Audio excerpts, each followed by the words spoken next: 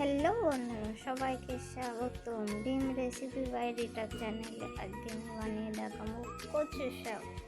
আজকে অনেক দিন পরে বাজারে গিয়েছিলাম, সুন্দর সুন্দর কচু শাক ছিল, তাই ভাবলাম যে দুটো কচু শাক নিয়ে যাই। এটা একটু দুটো দেখছো, বড় একটা পাতলায় ভালো করে কেটে ধুয়ে ছোট ছোট করে টুকরো করে লবণ আর লঙ্কা দিয়ে সেদ্ধ বসিয়ে দিচ্ছি। দেখো সেদ্ধ হয়ে গেছে, কিন্তু তারপরে আমি লঙ্কা ভেজে নিচ্ছি। লঙ্কাগুলো ভেজে তুলে রাখো, কেননা মাঝে মাঝে লঙ্কা খেতে কিন্তু ভালোই লাগে। লঙ্কা ভাজা সেই লাগে সত্যি গরম ভাতের সাথে। দেখো লাল লাল করে ভাজা হয়ে গেছে, তারপরে দিয়ে দিয়েছি তেল। তেল দিয়ে ভাজা হয়ে গেছে, কিন্তু তুলে নিয়েছি।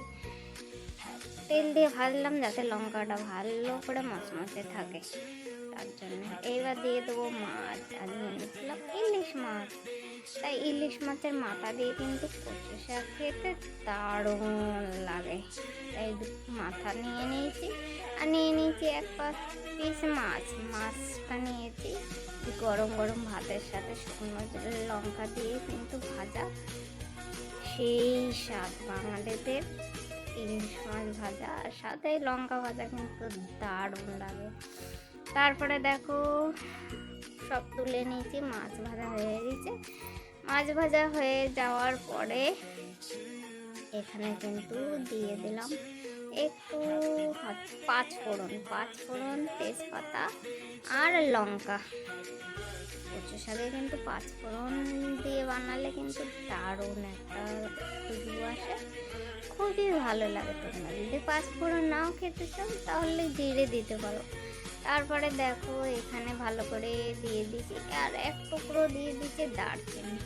দারচিনিটা তোমরা না দিলেও পারো, কিন্তু আমি একটু দারচিনির টুকরো দিয়ে দিয়েছি।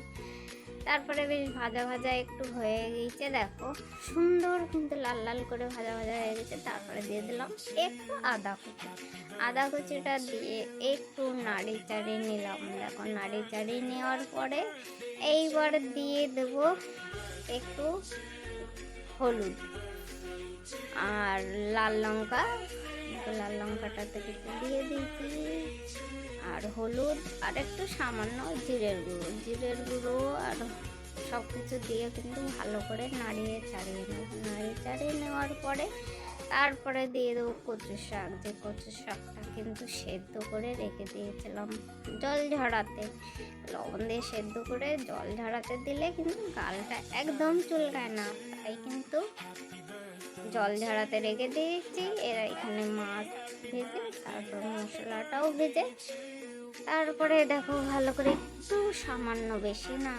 নাড়াচাড়া করলে কিন্তু পড়ে যাবে, তিতো লাগবে। এইবার কচু শাকটা দিয়ে দিলাম। কচু শাকটা দেখো পুরোটাই দিয়ে দিলাম। দেওয়ার পরে ভালো করে নাড়িয়ে চাড়িয়ে নিতে হবে। সত্যি খেতে কিন্তু দারুণ হয়েছিল। ভালো করে নাড়ি চাড়িয়ে নিয়ে যদি একটু লবণ কম হয় তাহলে একটু লবণ দিয়ে দেবে, আর স্বাদ মতো একটু চিনি দেবে, তাহলে কিন্তু আর কথাই হবে না কচুর শাকটা খেতে। আর তো আছে ইলিশ মাছের মাথা, তাহলে তো কোনো কথাই নেই। দেখো ভালো করে নাড়ি চাড়িয়ে দিয়ে দিলাম মাথাগুলো দিয়ে আবার ভালো করে নাড়ি চাড়িয়ে নিতে হবে। ভালো করে নাড়ি চাড়িয়ে তারপরে কিন্তু শুকনো করে নামাতে হবে, না হলে কিন্তু গাল ধরতে পারে জল থাকলে। দেখো কত সুন্দর শুকনো করে নাড়িয়ে চাড়িয়ে দিয়ে দিয়েছি, কিন্তু সামান্য একটা চিনি। তোমরা চিনিটা না দিলেও পারো, এমনিতেই কচু শাকটা একটু মিষ্টি হয়।